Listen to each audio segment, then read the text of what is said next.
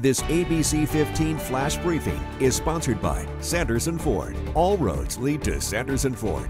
Hi there, I'm Megan Thompson with your top stories from ABC15 Arizona. Abortion rights once again front and center in our state after Ohio voters passed a constitutional ballot measure protecting abortion access. Now, one group in our state is working on something similar for next year's ballot.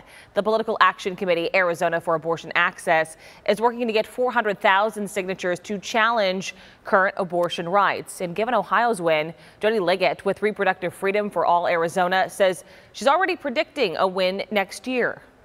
You know, this is a campaign that speaks to Arizonans of all political persuasions, right? We are talking to independents. We're talking to Republicans. This is really about who is in charge of an intensely personal decision.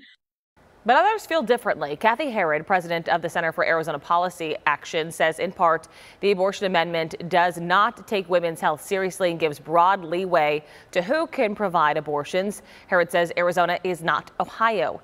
Meantime, we're about a month away from Arizona's Supreme Court hearing arguments about whether the state should enforce a 15-week abortion ban signed by Governor Doug Ducey last year or a near total abortion ban that was passed in 1864. That hearing is set for December 12th.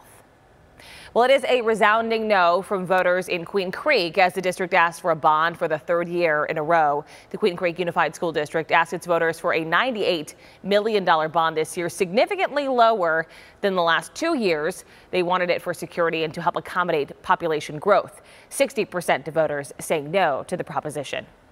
A board member that represents everyone in the district. And I've heard overwhelming from the public that they're tired of boards, they're tired of bonds. No, it's extremely disappointing, right? I think this time we had hoped that we might be able to educate the voters a little bit more on Arizona funding and how public education is funded.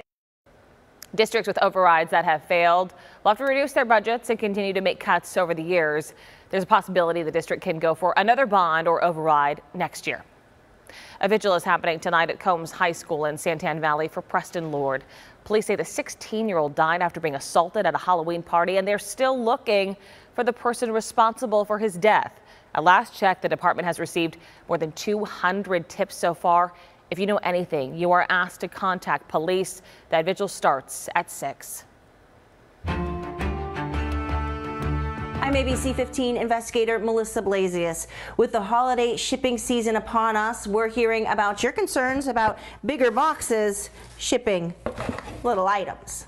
Brenda Weems ordered 2 pairs of socks for her husband, and they came in a box big enough for dozens. This isn't funny. Look at all the waste. I received eye drops in the same size box, a tiny little bottle in this box here.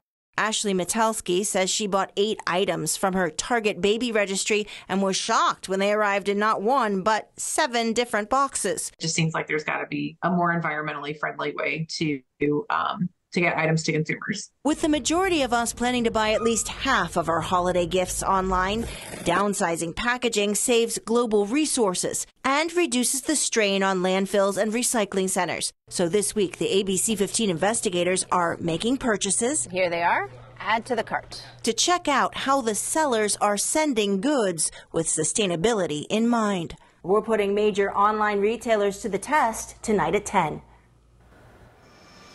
Our Arizona Coyotes in St. Louis to take on the Blues. It's the first game of a 5-game road trip. Puck drops at 7 p.m. You can catch all the action for free on Nintendo TV, channel 15.2 or Cox channel 95. Pre-game coverage starts at 5:30.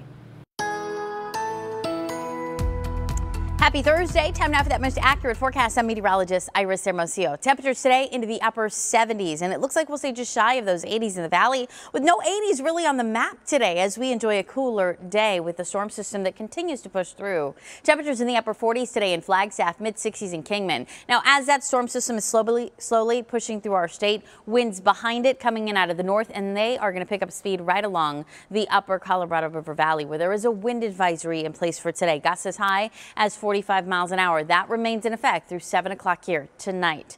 Breezes in that part of our state, or stronger winds, I should say, upper 70s today and tomorrow in the valley, with 40s in Flagstaff. A bit of a warm up as we head into the weekend, with temperatures topping out in the mid to upper 80s Sunday and early next week. But then more changes. Another storm system is approaching our state by the middle part of next week and into the later part of next week, bringing rain chances back starting Wednesday.